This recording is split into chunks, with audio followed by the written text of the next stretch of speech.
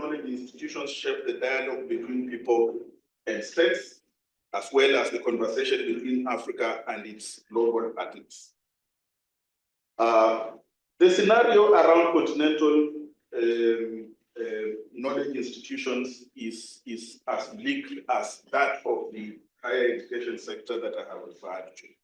For one, the continental institutions are very few and far between, especially in the social sciences, I must say, and humanities. They are very few and far between. So it raises the question whether they have really played a role and whether they can continue to play a role. They have been very limited. They have very limited leverage over policy spaces. A point that I think Professor Kayo Defayemi can amplify, because we were in a conversation when we were thinking about a Mandela Institute, which we have just founded. And the question was, are there in fact organizations in Africa that are exercising that kind of leverage over the policy space? Also a space that is completely contested by numerous actors, a good many of which are not African, a good many of which have more resources than we can ever be able to master. They also, continental organizations tend to be likely national or regional in orientation. So you find organizations in West Africa. And actually in West Africa, you find some that are focusing on Francophone West Africa, that colonial legacy. You find some that are focusing on what used to be called Lusophone now. We talk about Portuguese-speaking African countries. And you find those ones that are Anglophone in orientation. So in terms of the kind of leverage they would exercise, it's limited in terms of geographic reach. So that the true Pan-African character that the questions that I have for me here imply, I think there is a limitation in terms of the true Pan-African reach. Even Codesri is 52 years this year, 52 years. And we have design programs that are Pan-African in reach. We try to engage in all languages that are acceptable and that we can mobilize resources to support. But I still don't feel that we are really Pan-African in reach. We have limited access to North Africa for reasons that we can discuss. We have limited access to island states, a good many of which actually do need our services. Cape Verde, Mauritius, Madagascar, all these countries need our reach. We have limited reach in a number of countries where there has been conflict going on for years. Organizing a meeting in Kinshasa or many other towns in DRC is a nightmare. And those kinds of things do limit the extent to which of course, we can reach. And also the question of mobility on the continent, which affects, we tend to think that it affects traders and all those other people, but it affects intellectual work in very significant ways. Working with an American colleague, you can enter into any country, they can enter into any country at any one point, and you can't as an African. And it limits the capacity for you to engage the communities of scholarship in those contexts.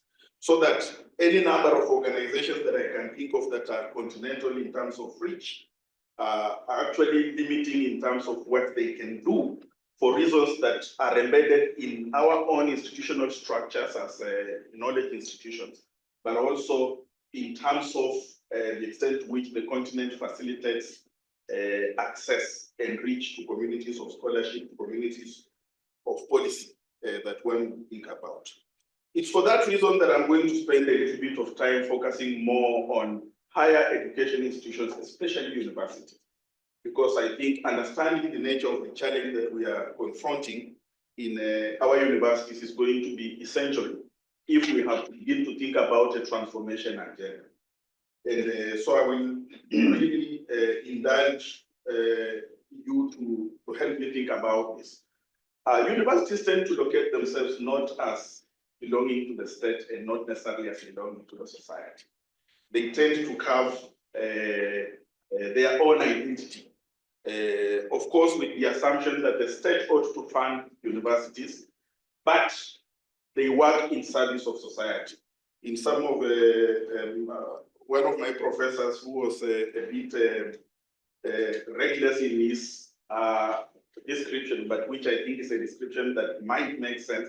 He said that every society, quote unquote, is made up of the unthinking majority and the thinking minority. And he tended to argue that the role of the university, in fact, in the event that the unthinking majority are not thinking, the university ought to take a leadership role.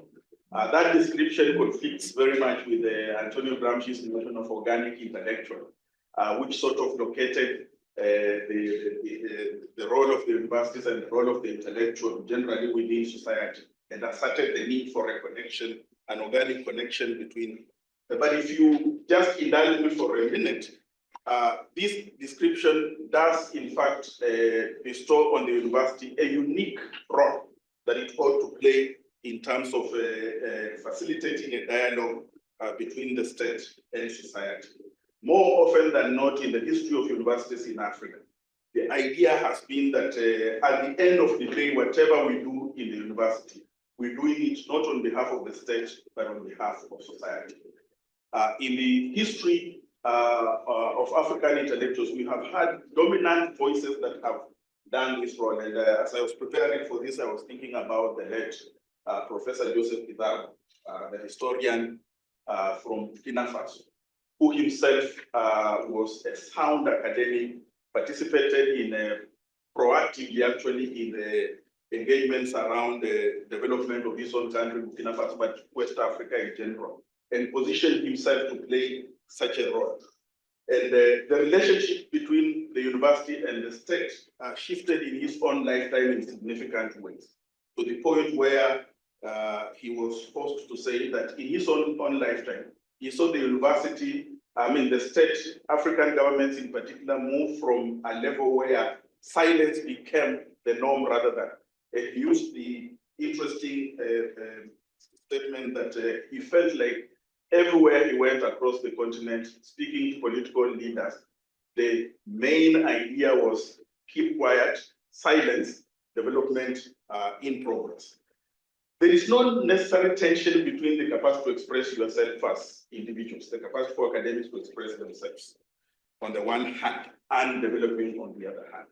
In fact, in the history of Codestia, for instance, if you look back at the original statements that led to the establishment of that organization, Codestia did mobilize African academics for the purpose of making an argument in favor of development. So that at the end of the day, when we're looking at the nature of the relationship between the state and society, and we're looking at the place of African intellectuals, there are three stages that are important for us to put, and Paul Tiambezereza has categorized them in the following way.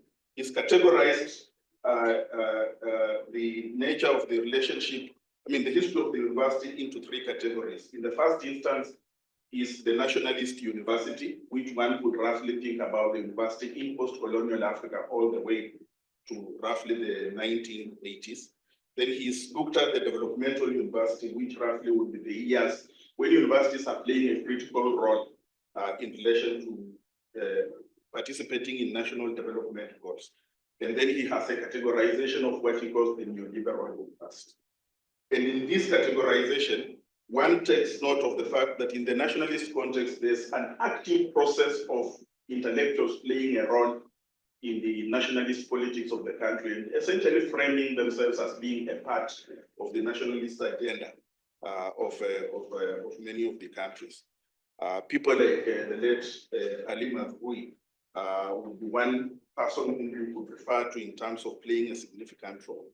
And I remember Ali Mazrui because he tended to warn academics in the 1960s and 1970s that an alliance with the state, as if the state was going ever throughout to be an ally of the university and an ally of intellectuals, was a dangerous thing. And indeed, his words were prophetic, because at the level when the developmental university kicks in the late 70s into the 1980s, a tension begins to develop between the very fact that universities are being funded by the state, but intellectuals are positioning themselves as critics of the state. that tension becomes very, very serious in those times. And in fact, the founding of CODESRIA as a Pan-African research organization owes a lot to the very fact that many of its founders were academics in exile. They could not operate in their own countries, and CODESRIA became the home where they went to. Fortunately for us, for them in CODESRIA, being based in Dakar was an easy place to be because the late Leopold Sédar Senghor provided a home where people could go. The irony of that point also would be that even though Sédar Senghor was providing a home for academics, intellectuals to settle in Dakar, form CODESRIA, and do a whole range of things, he himself had a very, very bad relationship with the academics, intellectuals in Senegal itself. The tension between him, Leopold Sédar Senghor, and Sheikh Anta Diop is one that has received quite a bit of attention. Being himself somebody who was interested in ideas, he begins to help us understand the nuanced nature of the relationships that begin to develop between intellectuals across the continent, between intellectuals and the state. But the expectation that intellectuals would play a role and the university would play a role in the national development goals was one that was assumed to be natural. And many academics, many universities did, in fact, develop an alliance in terms of mobilizing themselves in relation to the state developmental goals. In a few countries, one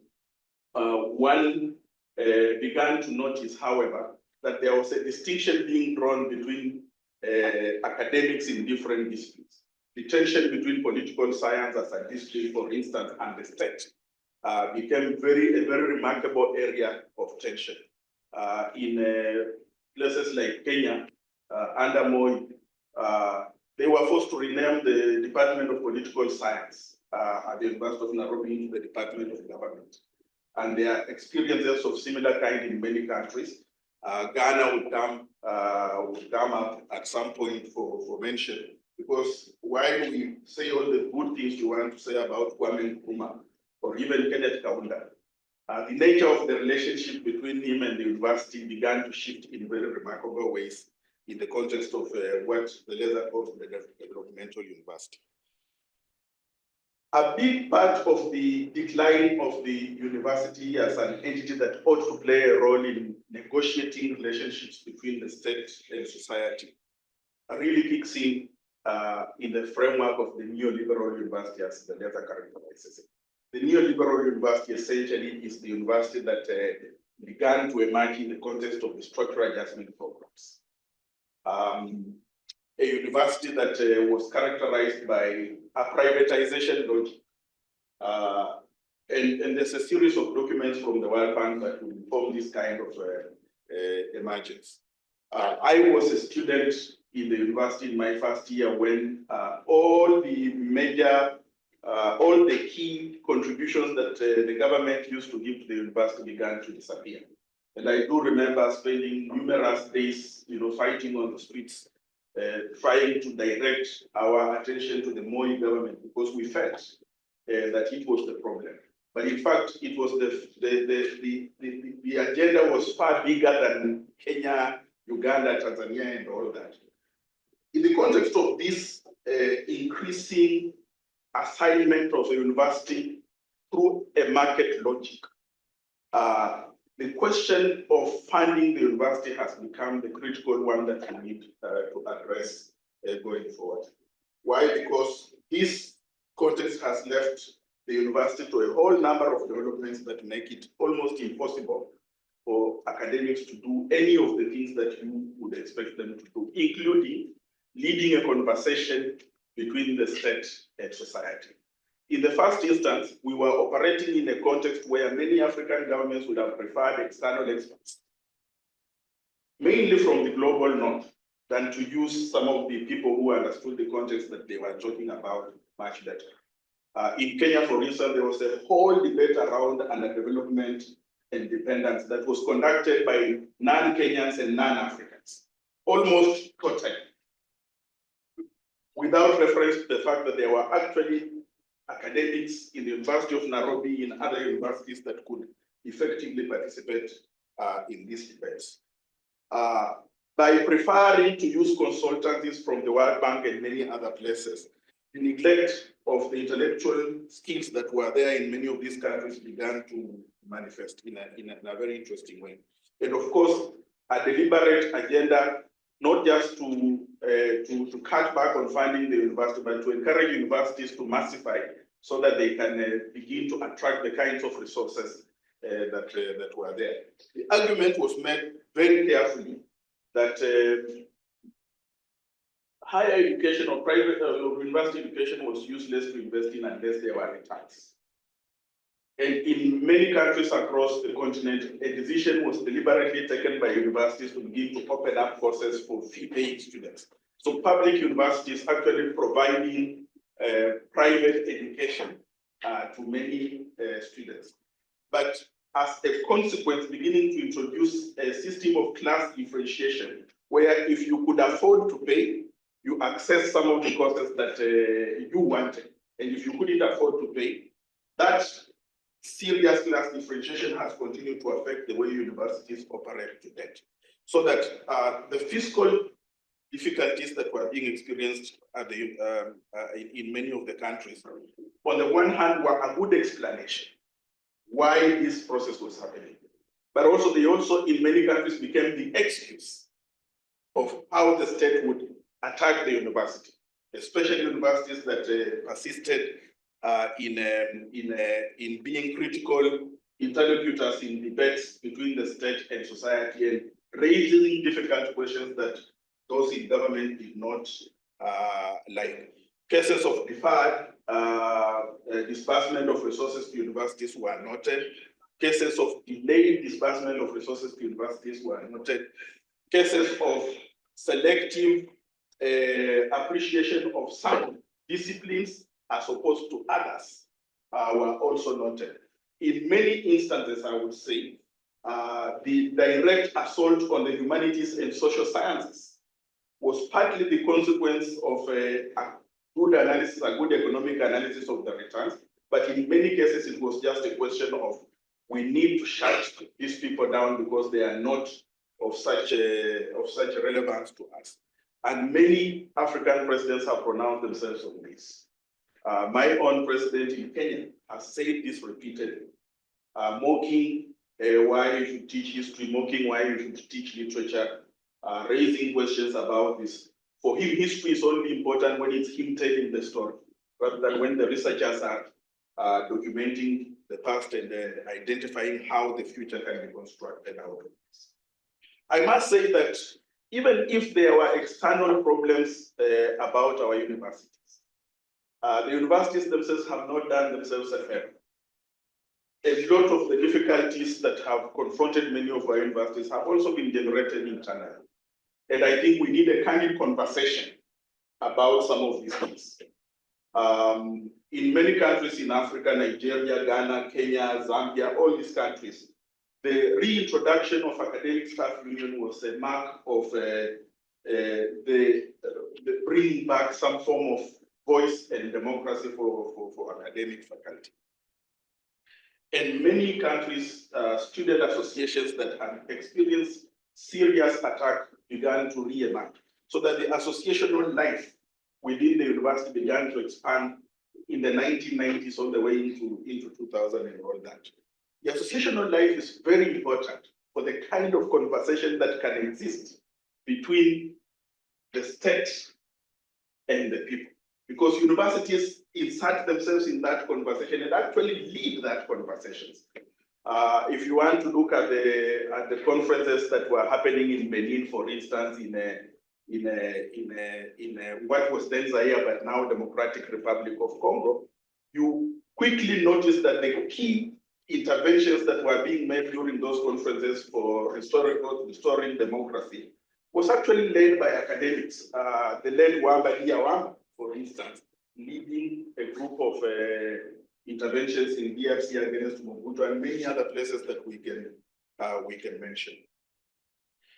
Those conversations within the universities became difficult conversations to have because many student association leaders, many university academic associations became a basis to negotiate a presence on the national stage.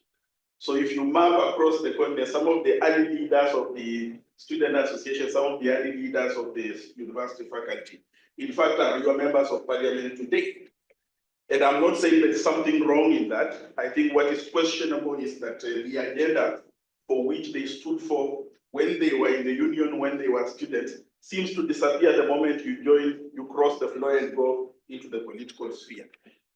In many of these cases, therefore, we begin to see a level of defeat within university associations within the university in terms of how they can lead the conversation around, reforming the state, for instance, around development issues, for instance.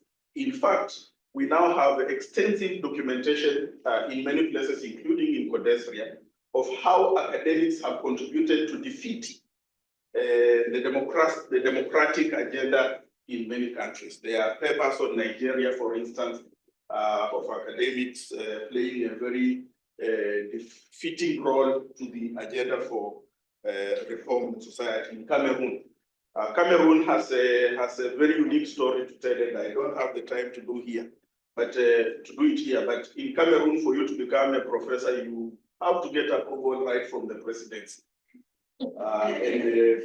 People wonder how somebody can be in power for over 40 years. The mechanisms are there, and they touch on the university as an institution that is supposed to do this. The point I'm trying to make here is that universities have delegitimated themselves in the eyes of society. To an extent that today, if I were to ask any one of you if there is a civil society constituency fighting for investment in African universities, you will struggle to find four. Any civil society activism whose agenda is simply to say, look, we need the universities. And for us to do that, we're going to spend our time mobilizing the voices of ordinary people, mobilizing professional associations in the name of restoring and revitalizing universities. You're not going to find that many. You'll find a few for primary school. You'll find some for secondary school. I'm not sure you're going to find any for higher education. And for me, if you want to intervene as an interlocutor in a debate between state and society, and your own presence within society is considered illegitimate, partly because what you do is so esoteric to society that they have absolutely no idea how to gain what you are contributing to society. And I think there lies something that we need to address ourselves to, partly because we need to think about a transformation agenda that resuscitates a civil society constituency in support of higher education. The point I'm trying to make here also is that, so when we talk about academic freedom, which is one of the things that Codesria pioneered and worked on for a while. Actually, next month, we are convening a conference on academic freedom in Dar es Salaam. And the question has been, so why academics? Who bothers about what academics are doing? In a context where we framed ourselves as being relevant to society, I think that's a very, very valid question.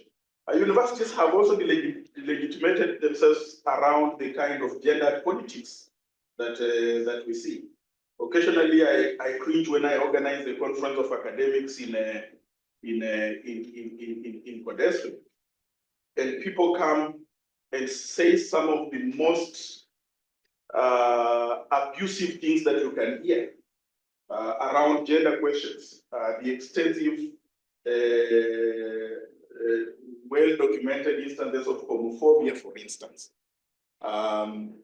Sitting in Uganda in June 2023, having a conference, and students were the ones leading the debate around the debate that was essentially based on a very homophobic understanding of how life in the university ought to be organized.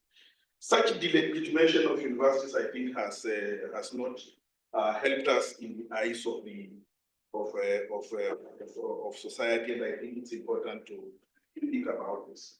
Now, one of the reasons why Codesria was founded was to intervene in debates of this kind. to be able to align itself with institutions of society, but universities in particular to be able to provide an important sounding block for a better conversation between state and society. And standing here 52 years down the line, thinking about the experiences of my predecessors and myself, one feels that we've come full circle. It's almost like we are addressing questions that were being addressed 50 years ago when Contestia was founded. Questions that have to do not just with the very limited space that African academics have to project their voices on matters that are crucial to the continent, but also things that have to do with the assumption in the rest of the world that there are certain things that are peculiar to Africa, and that we still intervening in debates in the mode of the decoloniality discussions that we are having to right wrongs that our great-great-grandfathers actually tried and grandmothers tried to address many years ago. The council was founded on an experience of addressing the neglect of Africa, the neglect of African voices, the inequalities in knowledge production across the globe, especially between the global north and the global south, and especially the epistemic violence that all these have embedded. Contestia thought of itself as providing an intervention that was urgent, because there was growing pathologization of Africa as a mere object of study. The very fact that a cohort of experts, always Western experts, organizing themselves around area studies or African studies, identified and understood their role to represent Africa. And the institutions that were created to safeguard this kind of representation of Africa by others had all the gatekeeping functions that one needed. So in his original intervention in 1976, the late Professor Abdallah Buntura thought that they needed to put this as the agenda that the Contestia was going to run with. One of the issues that has become relevant, and I feel that Contestia has been acquitted around this particular issue, was to align themselves as strong components of the network of universities that needed the kind of support that, and to invest most importantly in basic research. Because over historic time, what we have discovered is that applied research is considered to be more relevant and more useful as compared to basic research. And Contestia made the argument and sustained the argument in those days that if you're going to grow a cohort of intellectuals who can intervene in debates between state and society, what you needed to do was to make sure that there was a sound basis for research, there were sound methodological tools that researchers could use, and that those tools were going to be useful in the process of collecting data on any question of relevance to the continent. So that it's not a question of picking on consultancies and all that. It's a question of investing in research as an important component of our being as human beings. We have lost that value of investing in research because we're running around chasing every fad across the globe. But in fact, investing in basic research remains, to me, perhaps the most important investment anyone can make. If you make investments in such levels of engagement, some of the questions that have been raised during this week are the ones that Dr. Naledi Pando raised, the ones that all interventions on the floor on Monday raised, would begin to create a sound basis for an engagement that is transformatory in nature, because it would be engaged with realities that are being researched and identified from within society. I just want to make the point, therefore, that in terms of the agenda for beginning to think about revitalization of universities, and especially around the question of transformation, we do not have options but to begin to think about a framework of analysis that is in tune with Africa's developmental priorities, and that this should not be developed developmental priorities derived from the UN, derived from many of these agents, but they should be priorities that we can canvass and discuss horizontally, not necessarily vertically. And when I say horizontally, I mean that thinking about global Africa, mobilizing the resources and mind and brains that are across the world that speak to an agenda for Pan-Africanism, it would be very important for us to begin to think about that. People like the late Claude Ake did this, his book, Democracy and Development, makes the point that investing in your own research, investing in your own development is a question of human dignity. And I'm not sure that we have centered human dignity as a core component of the work that we want to do. We obviously have to invest a lot more into creating networks of knowledge productions that constitute themselves as debating communities. Okay.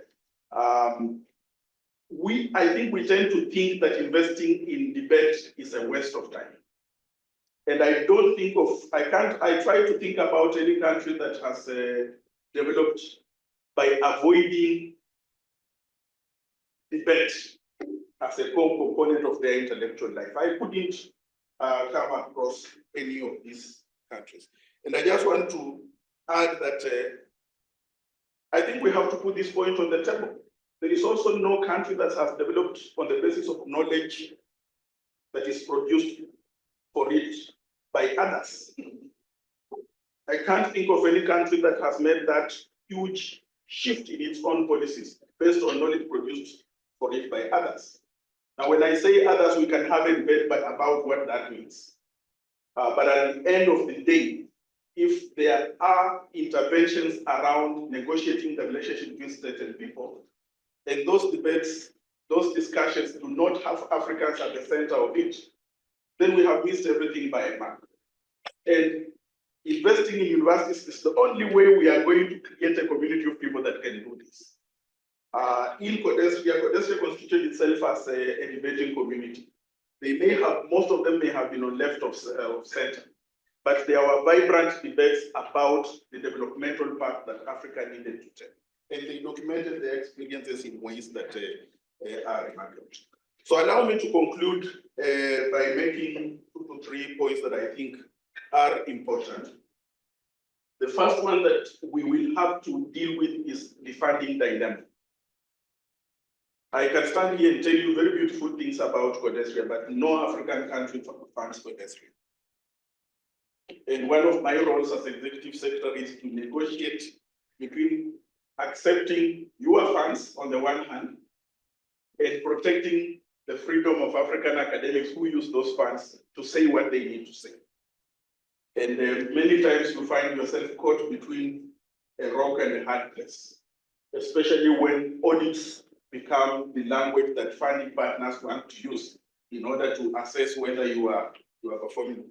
I have been, in 7 years, I have gone through a combined 17 evaluations, audits, and assessments. 17. And at one point, I just told myself, why can't somebody give me money from Africa? Because I wouldn't be making all those things. And when you find that you are spending more time being assessed than contributing to knowledge, it becomes a problem. So we need to deal with the funding dilemma. We also need to deal with the dilemma of partnerships. In 2021, UNESCO did a report, a science report, and found out that the 3 major partnerships that help produce knowledge in African countries were partnerships between African countries and the US, African countries and the UK, and African countries and France. That of the top 19 partnerships between one country, I don't want to mention, the top 19 partnerships were with the US. Okay? And the statistics are staggering. In terms of allocation of resources to higher education, none of the countries on the continent is anywhere above, I think 1.2% of GDP. At least the statistic that I looked at recently. And that is on education. the share of that for higher education is much smaller. Okay? We have to deal with the partnerships question. We have to deal with the funding problem. And I just want to say that it is time for us to begin to think about mobilizing resources from within the continent on the one hand. And number two, I think it's very important that we begin to develop horizontal partnerships. Horizontal on the continent. The second thing I would like to say is that there is a whole corpus of knowledge that we describe as indigenous knowledge on the continent. That which we have in our communities that is hardly being exploited. So you will wake up one day in Northwestern University Program of African Studies, that's where I went to for my PhD, would announce we have discovered manuscripts in Mali. The language of discovery is very problematic in the first instance in 1997, in 2000, right? But the point is that there is a huge store of knowledge across the continent that we are not using and that needs to find itself at the center of curriculums in African universities. So that the whole dilemma in Nigeria, we have onshore and offshore publications, I think, has to end because there is a store of knowledge that is sitting in our communities that we haven't used. And finally, growing a civil society sector and agenda in support of higher education is going to be a strong recommendation that we need to adopt. We do not have any options. Universities are not in the strong enough position to be able to mobilize this as an important. To conclude, I want to say that this is a matter of our dignity. It is really a matter of our dignity that we cannot continue to expect anyone else to help us develop by producing knowledge for us. We need to focus a little more extensively on our universities, revitalize them, introduce a transformatory agenda, even emancipatory agenda, if you will. But we have no option but to do that, and starting point must be thinking very carefully about what that agenda is. Thank you very much.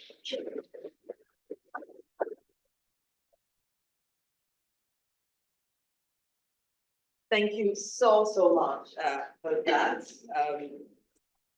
Dr. Marunga, yeah, I hope you will agree with me that that was a very rich offering to our reflections this afternoon. Thank you so much.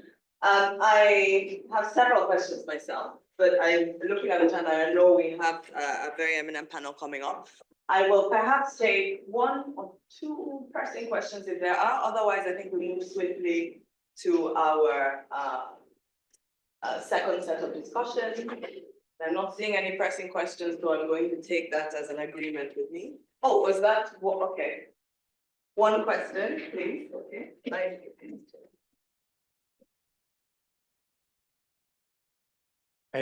Thank you, Dr. Marunga, very inspiring address, especially also on, as you started off, you said, reform, then you, as you developed correctly, you said, transform, liberatory, and emancipate. I think it was on that continuum. Reforms have happened, but they haven't helped. But I wanted to say that, and since Madam Chair, I know you want to quit, I like to use for ease of analysis two frameworks, for lack of a better way, about African, particularly higher education universities. What I call enduring problems, and I think you covered almost the whole gamut of enduring problems. But there's also what I call emerging issues. And the emerging issues were embedded in, I think, some of what you said. And they revolve around actually the knowledge production technology issues. So very quick example, Africa spends a lot of money on journal publications and book publications because African authors have to pay PhDs and others. Our libraries in universities in general pay a lot of money to order books and journals in foreign currencies, where our currencies are much lower. So even with higher allocations, as a former vice chancellor myself, I know a huge budget goes into paying for some of the knowledge we even have produced in foreign currencies. So what role is there actually for advancing an open science agenda? which is to ensure that all of these things that we pay for, we don't pay for in the manner in which we pay and in escalating costs. Because both there is, I think, intellectual property as well as the financial property that goes. Thank you very much for that. Do you want to respond to that quickly or? Right. No, I think that there is a potential in terms of exploiting open science spaces for purposes of not just expanding the reach of what we say, but also for purposes of really tapping into resources that may be outside of the continent that we can use on the continent. But Prof, I'm not too sure that, and this is a dilemma that we have faced in convention, because we've tried to invest a lot in this. And the power relationships embedded in the very structures that we're trying to exploit still reproduce themselves in ways that defeat the original purpose. I just feel that there is an opportunity to think outside the box, but also there's an opportunity to see the extent to which we should not be treating this as things that University of Pretoria, University of Johannesburg, Ibadan University, it should be a Pan-African agenda around resolving the question of access. In the old days, in the 1980s, 1970s, when CODESRIA was faced with the challenge of disseminating knowledge based on publications, we were able to mail all publications from CODESRIA to all the public universities across the continent, so that you went to any university across the continent and you found access to some of these. Difficult as that was, it happened. Why would it be more difficult for us to develop a network that facilitates this access in the manner in which you access? So I think we need to find a way of exiting the system in order to recolonize it with our priorities and our agenda. That's how I would think about it. Thank you very much for that. So now let me invite our panel to come up, please. I begin with Professor Chris Isike, who is the founding director of the African Center for the Study of the United States, University of Pretoria. He's also the current president of the African Association of Political Science and a member of the board of directors of Global Development Network and on the advisory board of the Society of Gender Professionals. Chris consults for the UNFPA, UNICEF, UN Women, and the KwaZulu-Natal provincial government on gender equality and women empowerment issues in South Africa, and has just concluded his 4-year term as a social cohesion advocate of South Africa, appointed by the Minister of Sports and Culture in 2020. Chris has over 80 publications in top national and international peer-reviewed journals, including 10 books published by reputable publishing houses. Thank you so much.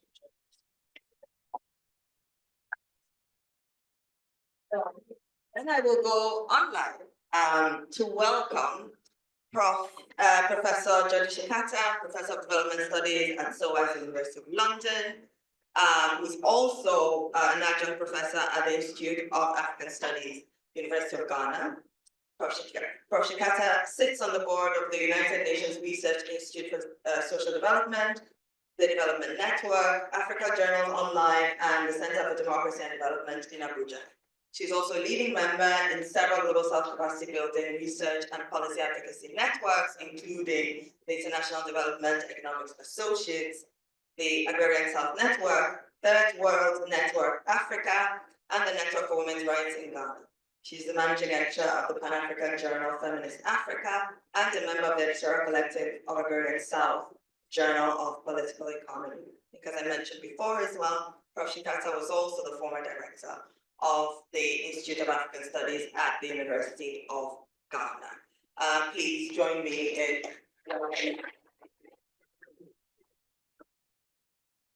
thank you so much for that. And of course, last and second, Professor Eric Winsberg, who is a visiting professor with us here at King's, former Vice Chancellor and Principal of the University of Johannesburg. Professor Winsberg is a distinguished academic and leader in higher education. While he was Vice Chancellor and Principal at the University of Johannesburg, he played a vital role in transforming the institution into a leading research university. He's the chairperson of both the South Africa UNESCO National Commission and the Reed Foundation. He was a commissioner of South Africa's first National Planning Commission and chaired the Working Group on Social Protection and Human Capabilities. In the 1980s, he was the General Secretary of South Africa's Anti-Apartheid National Education Crisis Committee. He's a respected voice in the fields of social justice, educational transformation, and public policy, and has contributed significantly to the national and international dialogues on these issues. Please welcome. Thank you so much. And how we're going to run this is we're going to begin by inviting our panelists to offer a few remarks to begin with.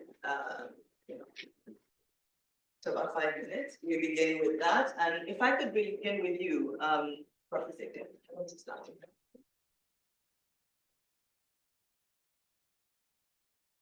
you. Thank you very much, Eka, Professor, and to Moronga, thank you.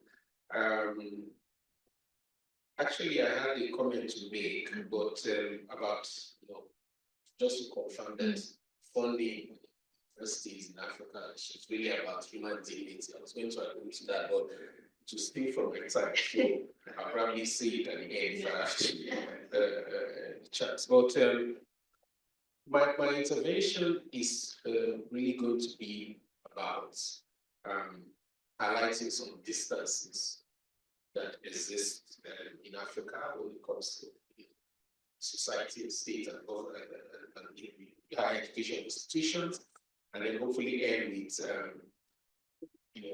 giving pointers to solutions in terms of what kind of university, kind of decolonial university in Africa would look like. So I start by saying that indeed there has been some progress from Cape to Cairo in Africa in terms of public health, in terms of payment systems. You see all of these, innovations in the continent. So there have been efforts to indeed bridge some of the distances and the divides that this workshop, this panel is concerned about generally. But there are some distances that remain, and they are mostly the ones that I want to talk about are from the structural, to the individual level of higher education institutions.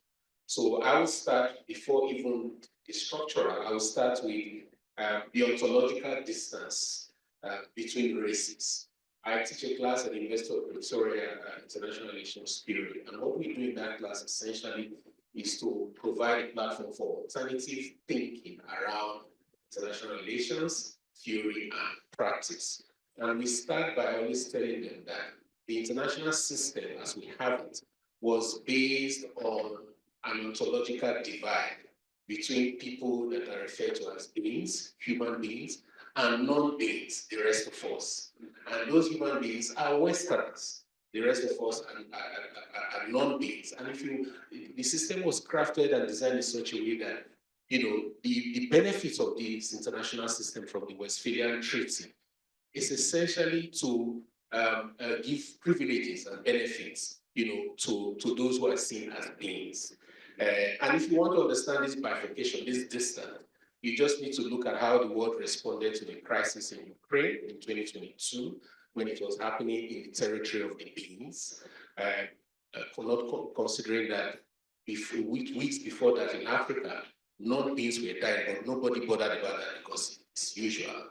And then also see how the same world treated the case of the Palestinians. They were non-beings, so it's okay for 46,000 of them to die in revenge for 1,200 of the beings. So that is the kind of international system that we have, and that ontological distance is the basis of the ways, the global hierarchies and distances that we see globally, and it cascades down to colonialism, to the formation of states. And that's the next distance I want to talk about, the distance between states and citizens in Africa, much of which, Professor Dr. Mulonga has talked about. So I've said that, states in Africa, we wonder why states not funding our higher education institutions. But it's because there's a disconnect between states and citizens. And it comes from the whole point. He kept on talking about the state. But what is the state? The state is essentially a political community, right, of people, okay? Now, those people, they have to come together and agree in what is called a social contract to cede themselves to that state and allow that state to have legitimacy and authority over them. Now, in Africa, so the state will always have a purpose, an essence for its creation. In Europe, the state was created to be developmental. In Africa, it was not created to be developmental. It was created for the purpose of exploitation. So the state was exploitation in its purpose, in its essence. And once you get that purpose of state, you can begin to understand its manifestations in the various things that we have seen. So that's one distance that exists. In many parts of the continent, we find few states where people say they are first of all citizens of the state before they are ethnics or their tribes, if you want to call them that, or even affiliations to religion, which cuts across different geographies. So that's one distance. And this is important because for me, we can't talk about bridging distances between higher institutions and society and state, for example, without looking at the larger construct of the state within which higher education institutions exist, right? And then, this is how you understand why our state policies are not evidence-based, they're not knowledge-driven. And once you have a society that is not knowledge-driven, you know that there's going to be less than 5% of the budget going to education because the politicians, those who govern the state, the ruling elite, are not interested in actually educating their citizens. And that perpetuates that distance.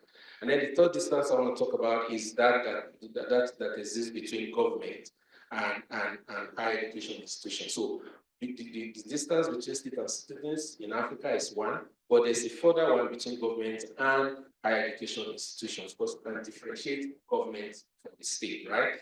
And so, like I said, when policies are not evidence-based, you can understand why court funding and there is a conception of the academic as stubborn, someone that is too clever, someone not to be interacted with and to be, removed if possible. And that's how we understand, some of the things that God was saying around that. So quickly, the fourth one I want to talk about is the distance between society and higher education institutions, the famous town and gown divide.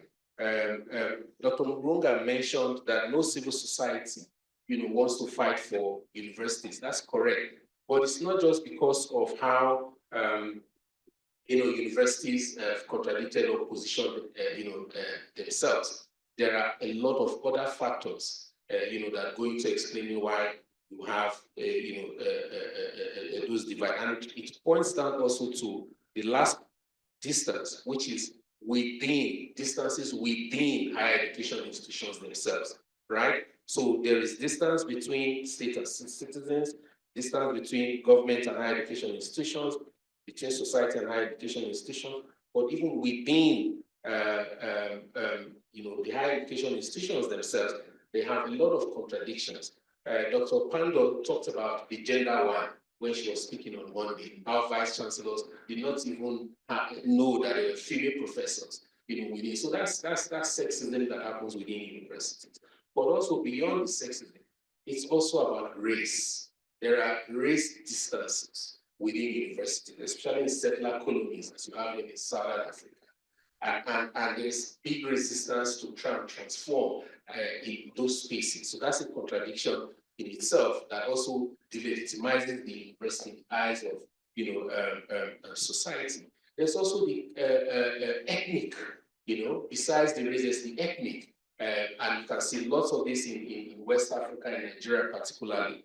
And then you go also to the clientelist distances, where vice chancellors would assume a clientelist approach or a patronage approach, a paternalistic approach to decide who would go for conference, who would get particular funding. All of these contradictions, and the fact that universities have failed to actually be relevant in terms of what we teach to the lived experiences of people, make people wonder why we even have universities in the first instance. Now, what can we do better? Because of time, I'm not able to explain much further, but what can we do better? So I've said we can talk about moving towards a decolonial African university to address some of these distances that I've mentioned.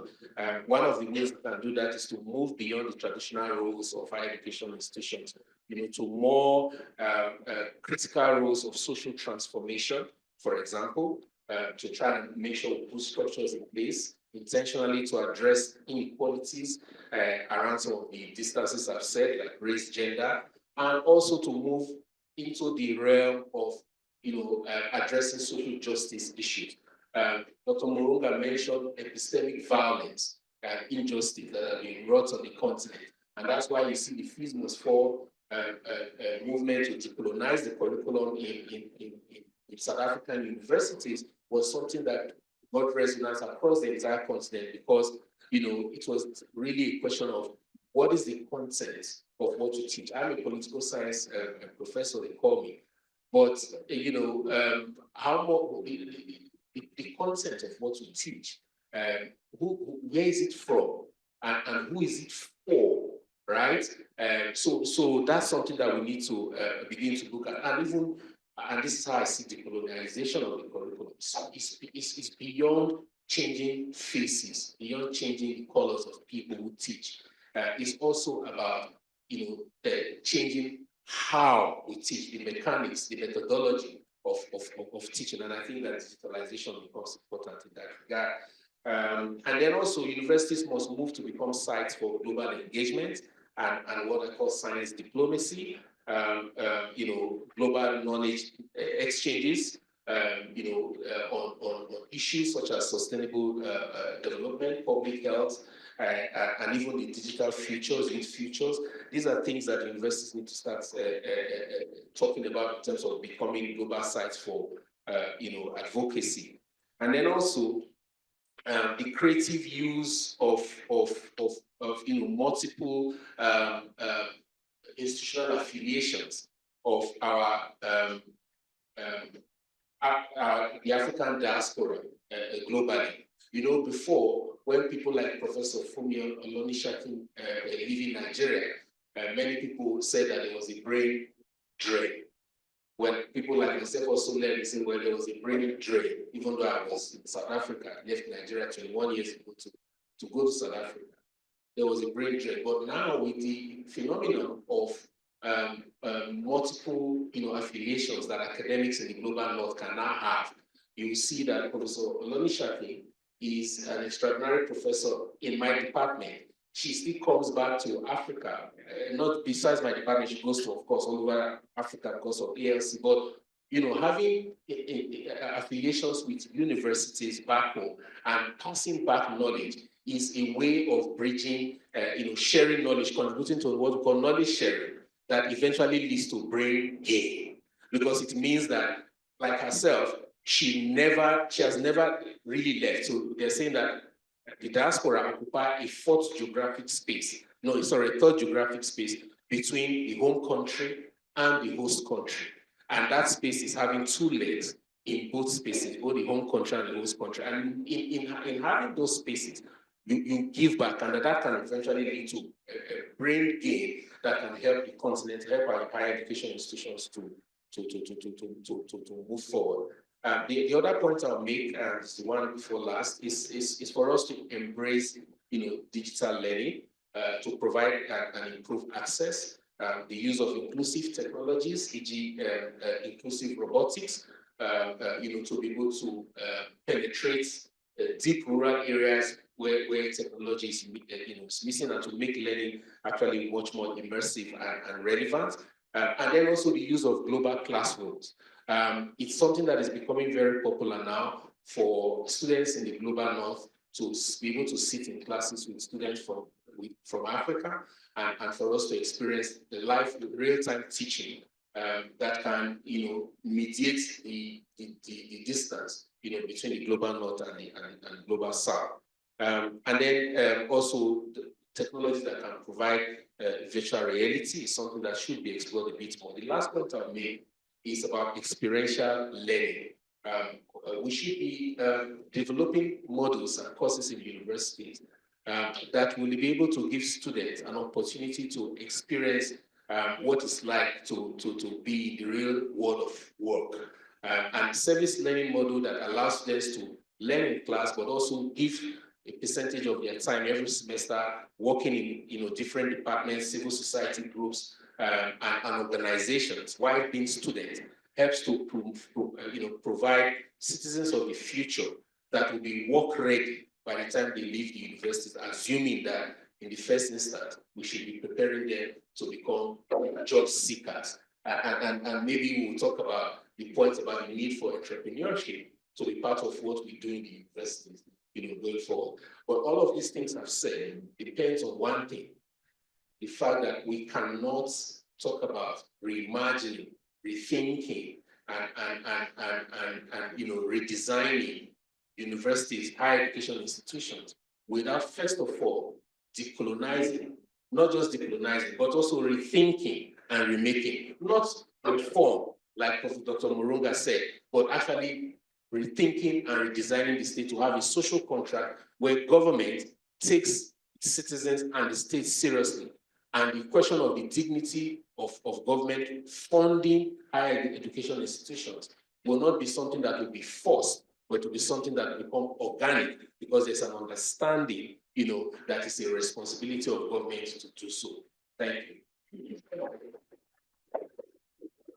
you very much for that, Professor K. If I may come over to you, Prof. Shikata, please. And we have your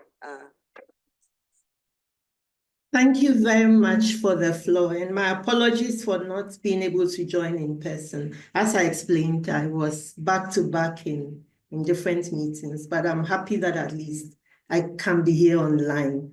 First of all, I wanted to thank you for the invitation, but also to thank Godwin for that granular historical account of the role of African universities, which differentiates amongst different types of universities, but also different periods. And also I appreciate the fact that he put emphasis on the structures of constraints, but at the same time raised the issue of university practices, which have been quite damaging for universities themselves.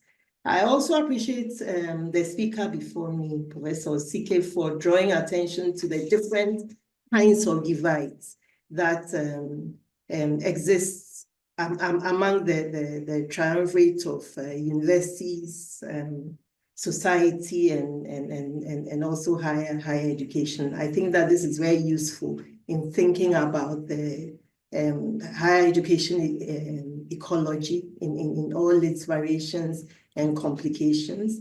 I wanted to make 5 brief remarks. The first one I wanted to make was that in spite of the problems of African universities today, I think it's still the case that they are expected to play a leading role in shaping conversations between people and societies through their 3 interconnected functions: the teaching, the knowledge production, and public service. And often universities are judged by how well they are doing this. And in their teaching functions, African universities have trained generations of Africans and others and capacitated them to be productive citizens that make a difference in their own countries, but also around the globe in a wide range of professions and capacities. So in addition to training an average of 9% of the African population, which is quite low compared with 80% in North Africa and Europe, and 28% in Southern and Central Asia. Universities have trained a significant cadre of professionals that have made significant contributions as research scientists, health workers, and policymakers, to name only a few across the globe. And whether this is brain drain or brain gain, if I follow my colleagues' argument, I think we need to valorize this contribution. It's critical for accounting fully for the African university. I'm not persuaded that it's fully a brain gain, because it is like making a virtue out of necessity. If universities in Africa were more commodious in their ability to retain academics, many people would not choose this path of migrating to other countries and other regions. So it's important to acknowledge that. In terms of knowledge production, again, universities have facilitated development, democracy, and African values by producing all kinds of knowledge, which makes Africa legible to itself and the world, and also makes the world legible to Africa. But as Godwin has said, Africa is the only region which is more researched by outsiders than itself. And the contribution of African scholars to the store of knowledge in the world is quite minuscule. And there are statistics that show that. And it's worsened by the fact that our universities prefer that African scholars publish in foreign journals to valorize their knowledge production. And this has worsened the plight of knowledge production in Africa. In public service, again, universities and their products have been quite prolific as public intellectuals and have contributed directly to public debates and lend their expertise to a wide range of societal issues. But as Godwin pointed out, this is a state of flux. Sometimes they've been much more successful than at other times. I would say, for example, that during the recent COVID-19 crisis, African knowledge centers led by the African CDC played a very effective role in educating, testing, virus sequencing, and even vaccine production and the production of treatment technologies. And this basically showcased the capacities and potentials of African universities when they are given the right incentives. So I think the question that we are all interested in is how effective Africa's knowledge institutions have been in shaping these dialogues, and what factors are strengthening or harming their capacities to do this in the last 7 decades.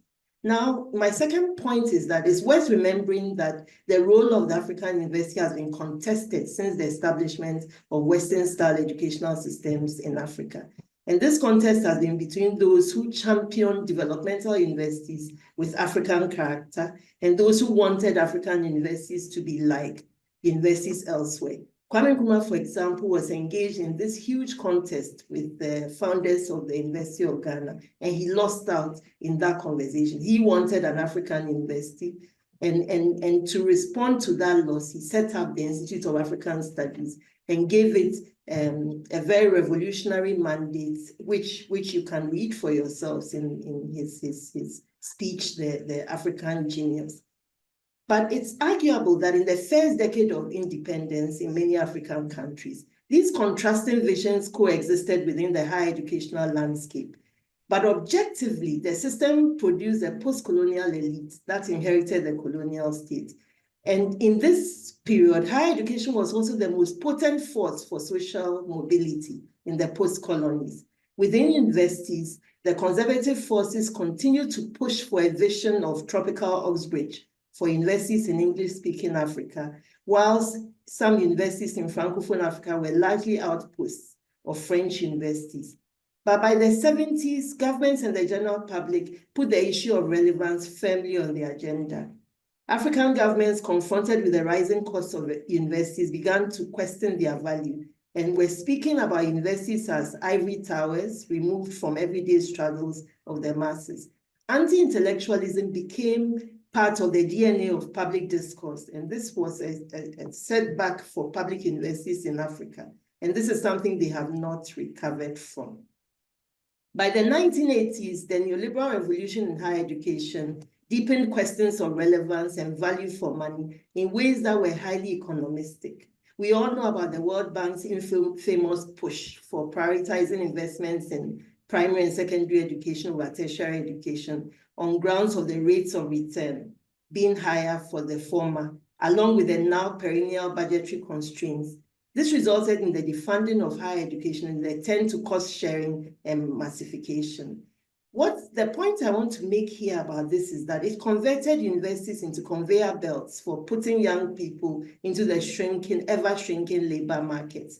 And students changed from being citizen learners to becoming clients of universities whose main concern became the value of education for their job market prospects.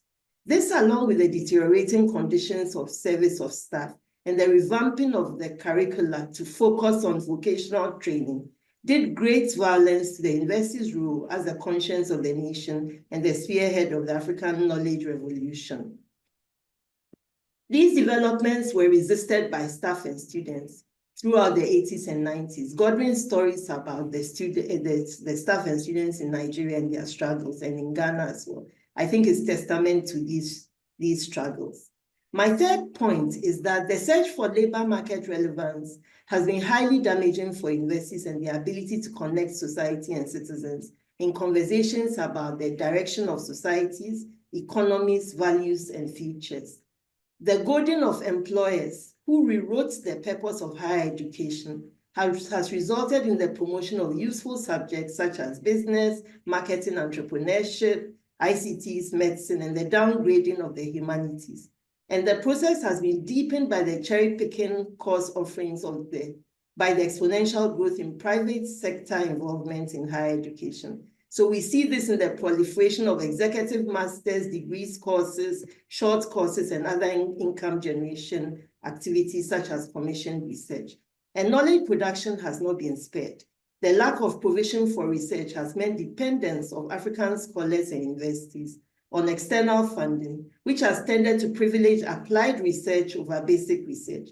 Many scholars are struggling to sustain long-term research agendas in the face of time and funding constraints and the rise and fall of research priorities by external actors.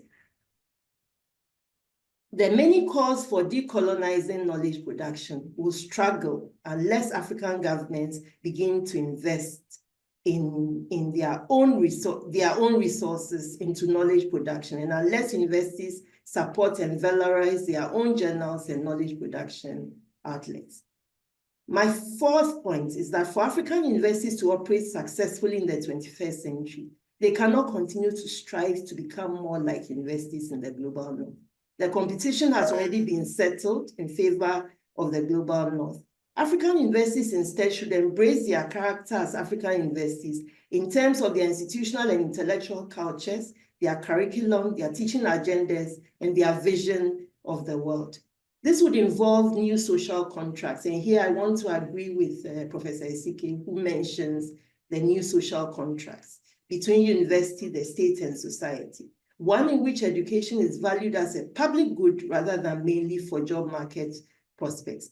The contracts have to be durable if African states will only be durable if African states re-embrace developmentalism, attend to the challenges of capitalist globalization, and rededicate themselves to addressing the imperatives of the 21st century.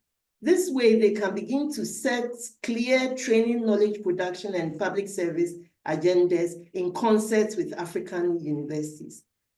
The writing has been on the wall for aid in higher education long before the recent announcement of cuts and reorientations of aid from the US, the UK, and the Netherlands. A recent study on trends and types of aid in higher education by Heleta and others, published in the Journal of Development Studies this year, which used OECD data, found an expansion in scholarship aid accompanied by a decline in aid to local higher education from bilateral sources since the SDGs were adopted. Additionally, most of the aid has gone to a limited number of countries, the top 5 being Morocco, Syria, Tunisia, Egypt, and Cameroon. I think we can ask ourselves, how come countries that are not the poorest in the world are the ones receiving most of educational aid. I also want to support the idea that partnerships are important, partnerships with universities elsewhere in other parts of the global south, but also in the global north are important. And they've been fruitful in some cases for improving the learning experience of students and the reputation of universities. The power dynamics have been raised, and it's pertinent to note that higher education in the global north is also facing its own existential crisis. And that's not great for making equitable and durable partnerships. Partnerships received a boost with the African Charter, described as an Africa-centered framework for advancing a transformational mode of research collaborations. This is a useful document with many recommendations for improving partnerships in higher education. However, these important and potentially game-changing efforts cannot replace a massive reorientation of higher education, a return to first principles. What is the university in Africa for? It would also involve restoring public universities to their fundamental role of serving societal goals rather than profit-making. Lastly, the articulation of university education with primary and secondary education would be a very important part of this discussion about the kinds of transformation that are required. So I'll leave it there for now. Thank you so much. I'm trying to think of you moment remarks. Thank you. All right, thanks very much, Eka, Professor Ika, and colleagues on the panel. Well, thank you very much with the fellow panelists for laying out the pathology and offering some solutions to this pathology that requires urgent intervention. And so allow me to also join the conversation and make a few observations. Firstly, social transformation lies at the radical end of conceptions of social change. It implies at the very least some fundamental changes in society's core institutions, the political structure and the economy, with major implications for relationships between social groups or classes, and for the means of the creation and distribution of wealth, power, and status. I believe it would be fair to say that on reflection, and irrespective of the nature of the political transition, continuity with the status quo ante is the predominant feature of the state in the post-colony.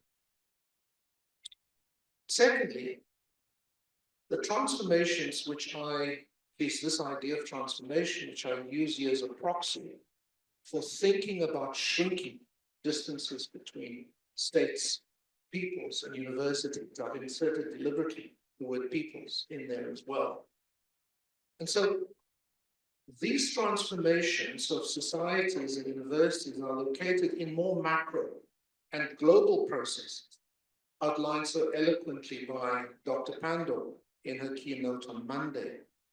For completeness of my remarks, some of these are globalization, democratization, the rise of suprastatism, the increased economic importance of knowledge in securing national comparative advantage, liberalization, that is the introduction of markets, competition, and choice, the increasing impact of constraint that we have spoken about on the panel, constrained macroeconomic fiscal capabilities.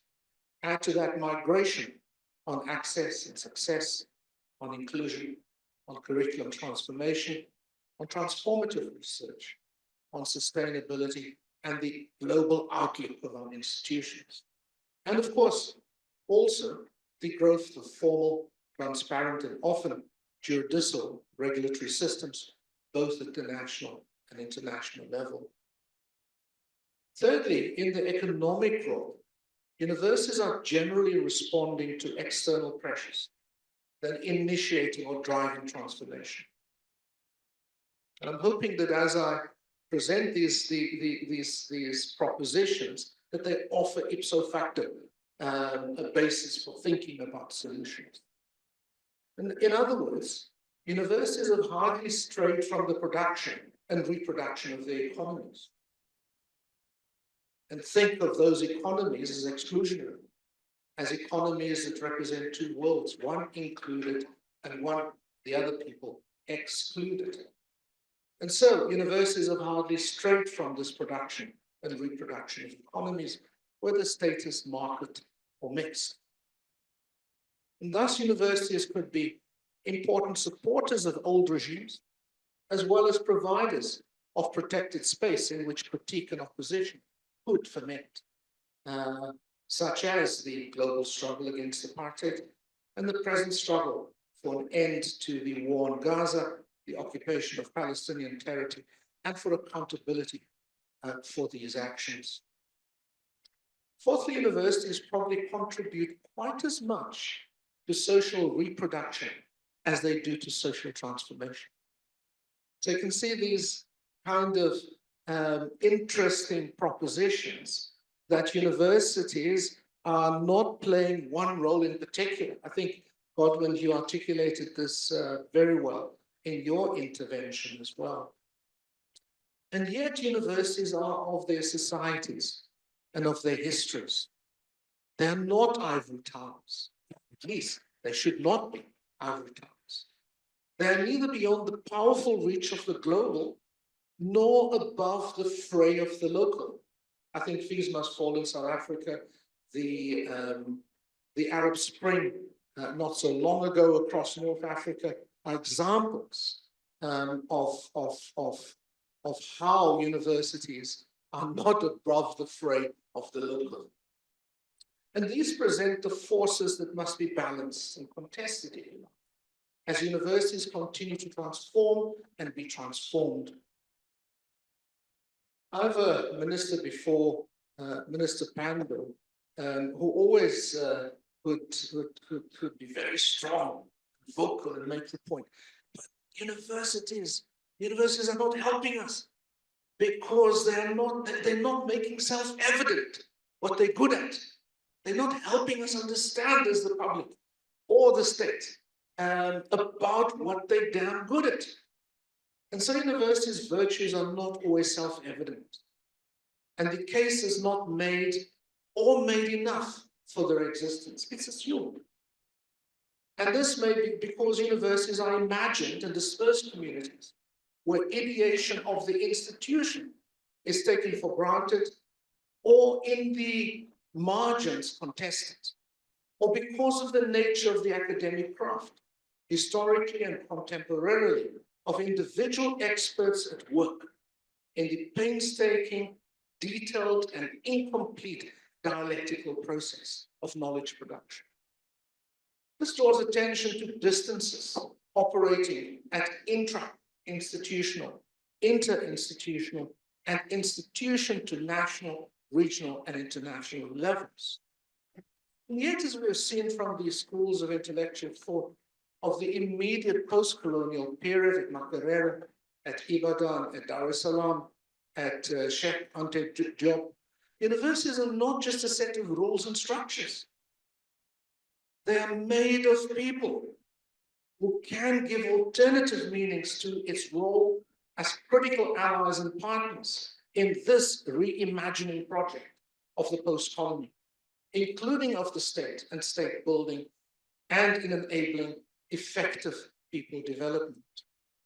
Yet again, we saw the decline of these schools once state actors had become accustomed to state power, took umbrage at critique, became focused on self-preservation, and it is this downward spiral that has reset over the subsequent 50 years and been instrumental in this reset and in the creation of the current state of our university, a university system in general in deep decline, in terms of all key dimensions: inclusive access and success, transformative knowledge production, and the intricately interconnected troika, I call them, of academic freedom, institutional autonomy, and public accountability.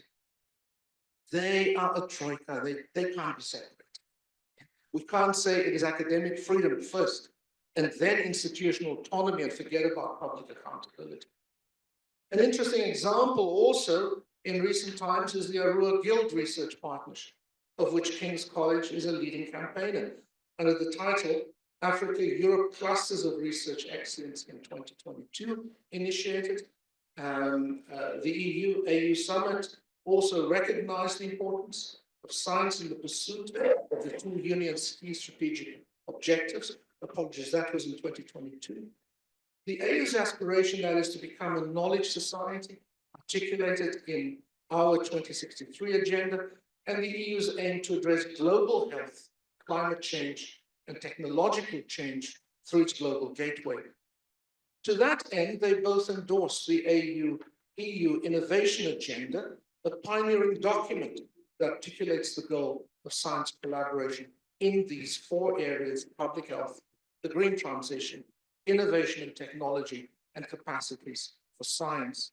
Just to give you a sense of, in the public health, some of the key themes are health and migration, health, gender and sexualities, preparedness and response to pandemics and shocks, food environment actions for the promotion of health. I won't give examples, we can easily track this particular document. I want to conclude by saying that it is time for the development of a new social compact between universities and states to reset their relationship in the first instance. That reset has to take account the relationship between people, state, and university. And so as we reset that relationship, it must be focused on rebuilding our knowledge institutions that are so vital for national and regional level renewal. I suggest the starting point for this can be a real look at the roadmap for African higher education that we adopted in Dakar in March of 2015. I thank you. Thank you so much.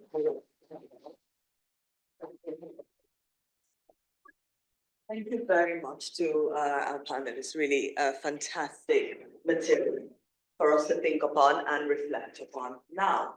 So let me come to the room. I'm conscious of time is fast spent. Let me come into the room and take some questions and comments from what you have heard from our speakers so far. Can I see, I'll try and take an initial set of questions and we'll sort of have, sorry? Yes, thank you. Yes, you are. Thank you all very much for a very engaging and enlightening discussion. My question is not directly from the presentations, but relates to them in tangential. What do you think it would take to get an African university into the top 150, even into the top 100 in the US global rankings? And whatever it would take, do you think it would be worthwhile as an exercise for somebody to try to do that? Thank you very much. What would it take to get to the top 100 or 150 of the QS rankings? But importantly, the next question, is it important to make the effort to do that? Why should we do it? Thank you. Yeah. Sorry, I just want to explain a little bit of the context for that is also the idea of so-called brain drain or not, what makes it attractive about who goes where to study, who does research where, and so on. Indeed. Thank you so much for connecting it to some of the points we had about brain drain, brain gain or not. Thank you. Other points in the room? Thank you. My question, I guess, is about technology and online stuff. It was mentioned about we need to also think about digital technology and to what extent is that actually fundamentally crucial to all of these conversations. We're talking about Pan-Africanism, global classrooms, really bringing people together, you know, African context. I know we know the technological challenges, but actually, if you're going to reach people, is the future online. And I'm not talking even about Zoom. Zoom's okay, fine, kind of okay.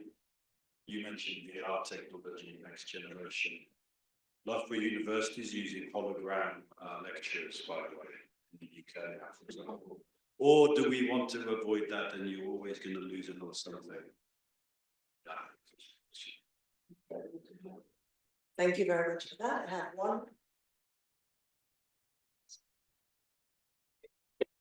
Thank you very much, and thank you to all the presenters for their excellent contributions. I thought that the contributions really focused on the institution, the academy, and to some degree did not speak about the world really.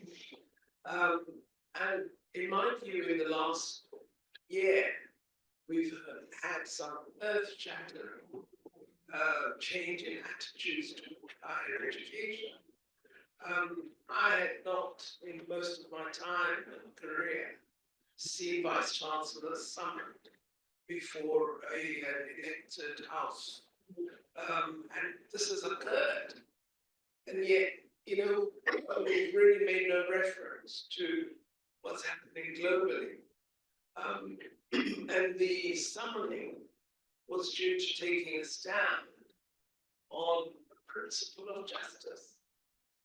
So I'm just interested in establishing from the panel, does the globe matter, and matters of human rights or values.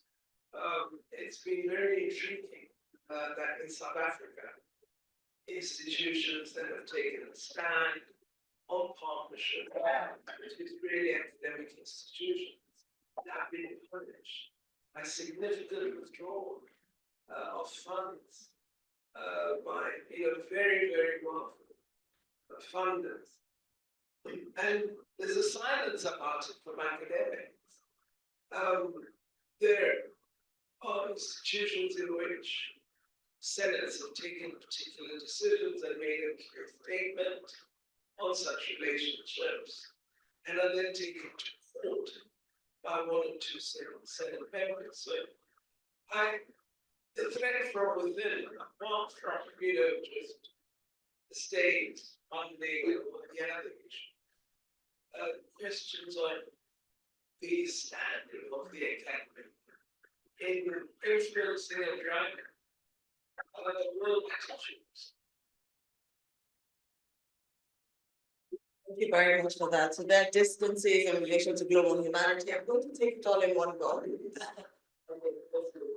Yeah, I think it's just following on from that point, looking at the question of, well, I think it's something that universities in the West would struggle to do. I mean, even here in England, I don't think we particularly play a significant role in how the government and university and the public relate. So I'm just thinking, are African universities uniquely positioned to be able to actually achieve these compared to their counterparts in the rest of the world because of the political climate that we're living in, where universities are not actually seen as having any influence over society at large. So I just wanted to give your opinion on that. Thank you very much. So two questions now, thinking of the global sphere. I thought one point here, and maybe we'll close it here. Thank you very much. Very enlightening. Much appreciated. I just wish to address my good friend, Professor. Should we not decolonize our understanding of the social contract? Thank you very much for that. Prof. Shikata, should we come to you? Is that all right? Please. Sure. I actually heard only one question clearly, which was the one about the global rankings. So maybe I'll speak briefly to that. Thank you. Yeah. So interestingly, African universities think that the global rankings are important for improving their effectiveness. And my thinking about it is that African universities do not have the kind of problem that my colleague who asked the question referred to, which is about attracting students and academics. In fact, they do not have the capacity for the students who want to attend universities or for the academics who want to work there. The issue is that they do not have the conditions to enable students to have the best learning experience or to support the strivings of academics. And if global rankings make sense, we have to set them to the issue of social contracts, the social contracts we've been talking about. I think African universities should have their own ranking system, which relates to what they think are important for African universities and operate it amongst themselves, as opposed to chasing these global rankings that I think are skewed in favor of universities in the global north. Thank you very much for that. Honey, we have really literally a minute to respond to the questions. Let's start here. Literally. I just make two quick points. One, in response to the question around ranking, I just want to say that I taught for 24 years in Kenyatta University and University of Nairobi combined. And the worst moments of my experience in the university was when the university came down very hard on us to produce data that would feed into the ranking system. It was a most punitive experience. In the university itself, the instruments for measuring performance were from the physical and biological sciences. And at one point, I had to lead a team to protest against the instrument because it was just totally irrelevant and unfair. But it reproduced itself more often as an attempt by the university to get at us, essentially to extract as much information from us in a manner that would give them a good ranking other than to reflect the reality of the situation that we were experiencing as faculty and also I think as students. And so it's just one of the saddest moments of mine. And actually I think the decision I took to leave the university was partly because of that. So it's really a terrible experience. We know that self-reporting is part of the process that has been used in many places. Columbia University and a few universities in the US actually refused to respond to some of this ranking. And for me, it speaks to a challenge of the instruments, a challenge as to what the results of the ranking eventually go to. And often it's fed into a market system that markets the university instead of really, and George is right, instead of the experience that students have at the university. Just very quickly in response to your question, Dr. Naledi Pando. I spoke about the associational life in the university, but I couldn't develop that point. If you really study the associational life in the university, nothing really sufficiently prepares both faculty and students to bother too much about the world.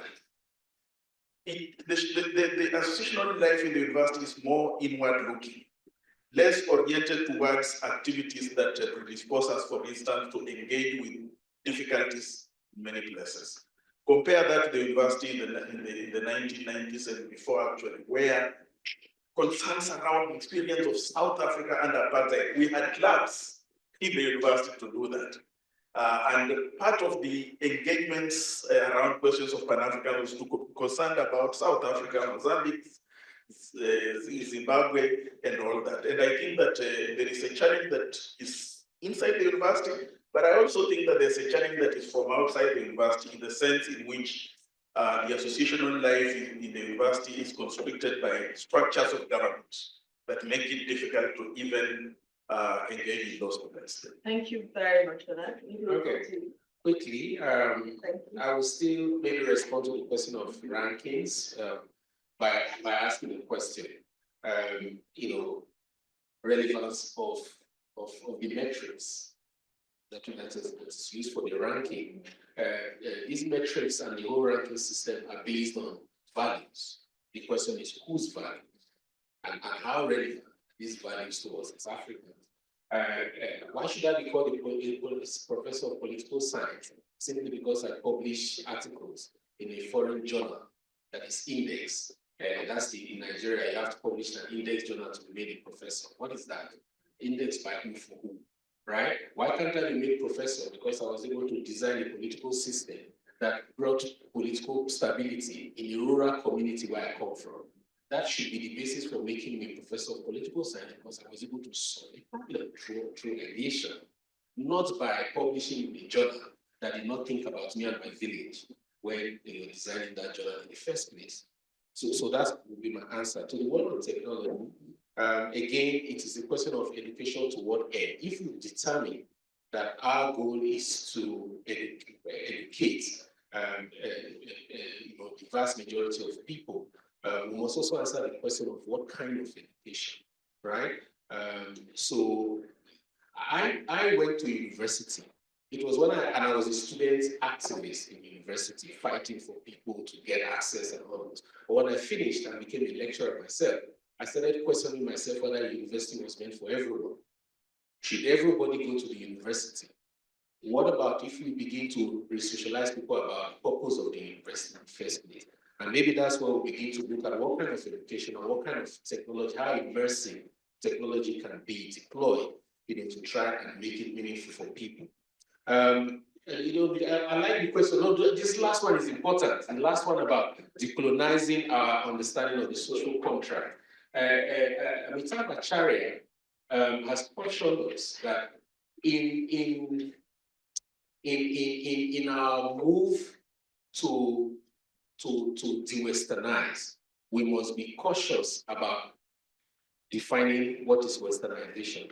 Because if you go to the beginning, the origins of civilization, what the West has appropriated as Western is actually global.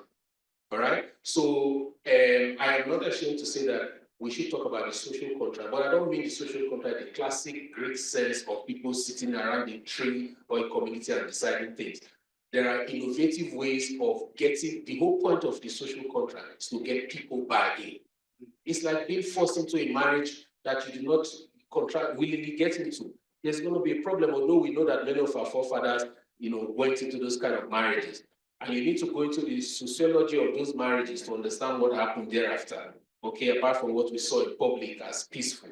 So when you force people into marriages, if they're not consenting to that marriage, it's going to be a problem. So it's about will, it's about the people's will, and there are various ways of extracting that will that will then give the state legitimacy and meaning.